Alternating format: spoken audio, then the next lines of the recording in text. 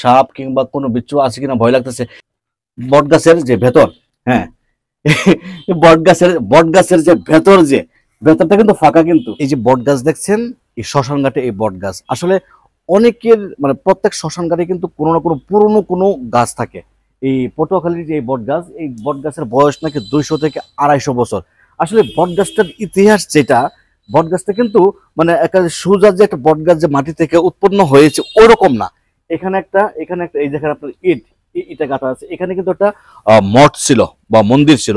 এই মন্দির কিংবা মঠের এই ইটের চারপাশে যেই বটের যে শিকড়গুলো পেঁচিয়ে মানে প্রথম যে সৃষ্টি হয়, সেই সৃষ্টি থেকে কিন্তু এই বিশাল বড় আপনার বট গাছ তৈরি হয়েছে। দেখেন প্রত্যেকটা জট কিন্তু মানে অনেক মানে অনেক পুরনো, মানে দেখলেই অনেক সময় ভয়ও লাগে, আবার ভালোও লাগে যে পুরনো। আর এই যে ফাঁকা দেখছেন ভেতরটা তো ঢুকবো কিনা ভয় লাগতেছে, সাপ টাপ আছে কিনা কিংবা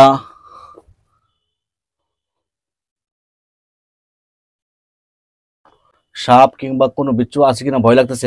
ভেতরটা কিন্তু বট গাছের, দেখেন বট গাছের ভেতরটা কিন্তু ফাঁকা। বট গাছের যে ভেতর, হ্যাঁ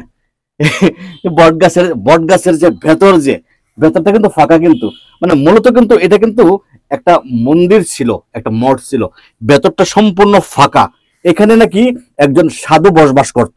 মানে যা শুনেছিলাম যে 200-250 বছর আগে সাধু বসবাস করত। সাধু মারা যাওয়ার পর ডেড বডি এখানে সংস্কার করা হয়েছে।